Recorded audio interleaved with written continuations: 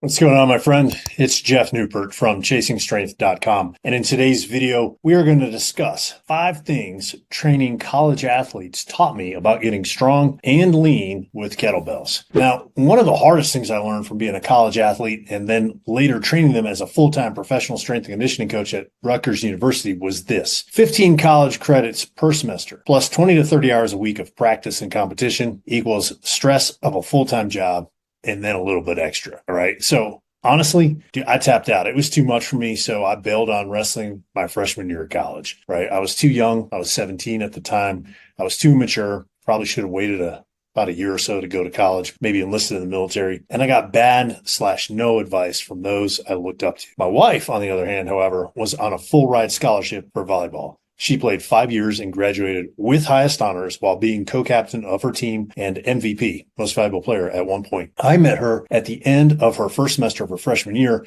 and then became her strength coach midway through her sophomore year. Yeah, I'm 4 years older than her. I robbed the cradle out on the back there. So, and we actually got married 2 days after she graduated from college, right? So she graduated on Thursday. We got married on Saturday. You know, her schedule looked something like this. She was up early for 8 a.m. classes and then practiced around 3:30 p.m. and finished up around 7:30 p.m. during the weekdays. Then she did her homework. So she'd go to bed around maybe like 11 or so, 12 sometimes, depending on what homework she had. So she was pulling 18-hour days, right? Because she'd get up about 6:30 in the morning, right? And basically, so she's working with school and sports and homework the whole time, right?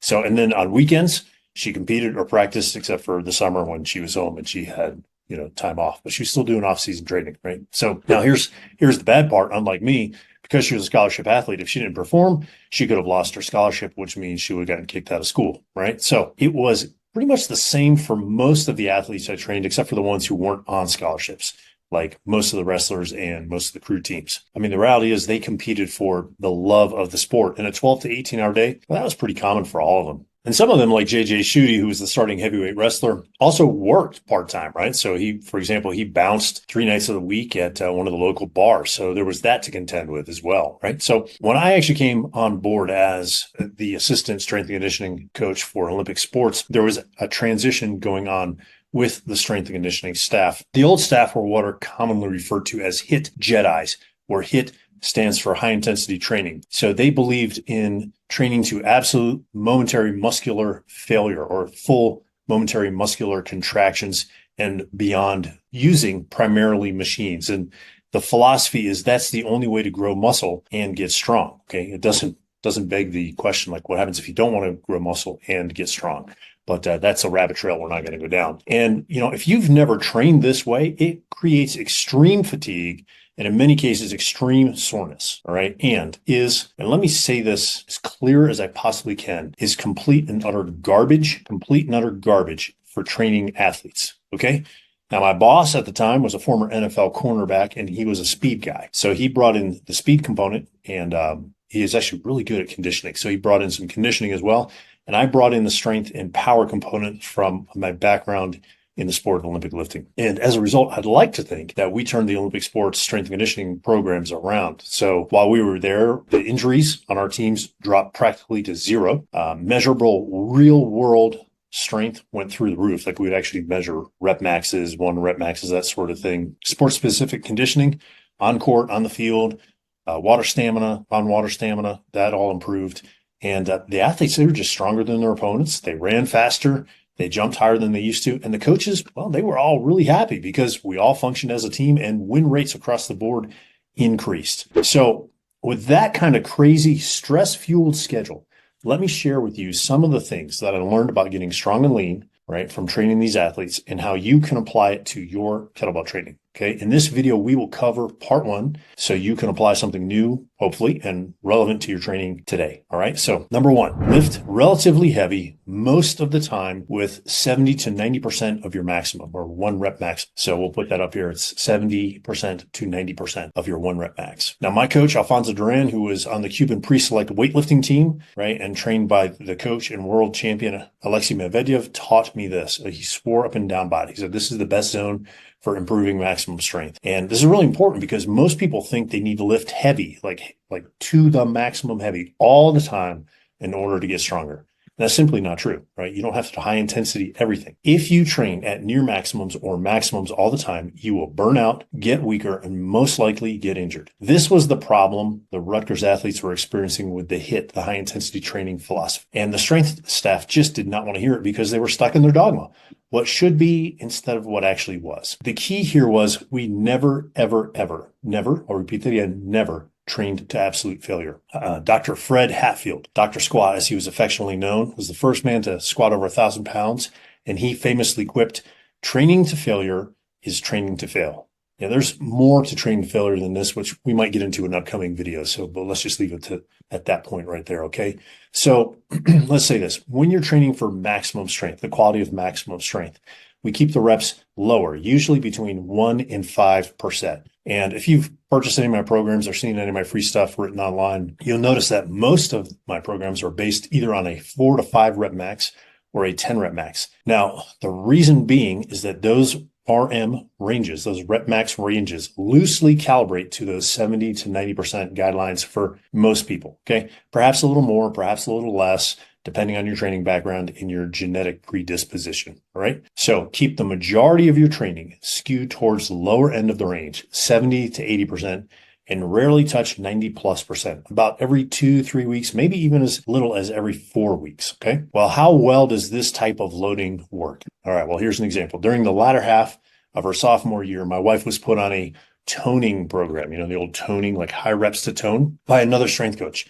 And it was 4 sets of 20 reps, total body, 3 times per week, followed by another 30 to 60 minutes of steady state cardio on the bike, right? Sometimes they ran stairs, but most of the time it was on the bike. And yes, I realize running stairs is not steady state cardio. That's why I said most of the time, steady state cardio. Okay. Don't put something in the comments like running stairs is interval training. It's not steady state cardio. Yes, I know. All right. So here's what happened. She became ravenous, right? So her appetite went out of control. She ate lots of pasta and ice cream and bulked up to about 155, 160 pounds. Right? She looked like a female bodybuilder. She could do this. She put her hands together like this. You probably can't see me do this.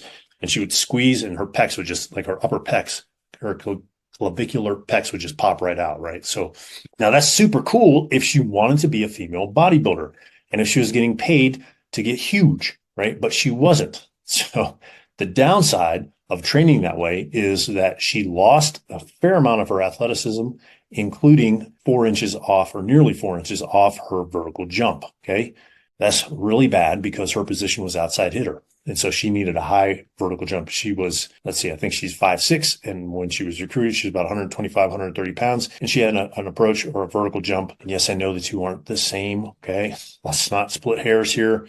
They were both right around 29.5 inches. So dump 4 inches off that at 5'6". You can see that she's barely going to be able to get her arm over the net. She's not going to be able to get up and smack that ball down across the net. So that was a big deal, a big problem. And we had to fix that. So I put her on a total body plan, and it was deadlift, squat, military press, and hang cleans. And it was all done with a barbell. This is before kettlebells. And we did nothing more than 2 repetitions per set. And we did between 10 sets and 2 sets. Yeah, only 2 sets of 2.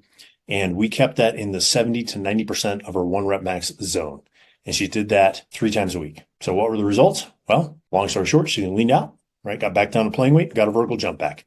Now, remember, she was on scholarship, so she was paid to play, so to speak. So we had no room for error there, okay? If she didn't get her athleticism back, she could have lost her scholarship and been kicked off the team, okay? She would have been going to a junior college, maybe. That being said, I've used similar loading parameters, sets of 1 to 3 reps for 5 to 8 sets, 6 days a week, working up to max effort attempts back in 1996 when I was trying to qualify for USA Weightlifting Nationals.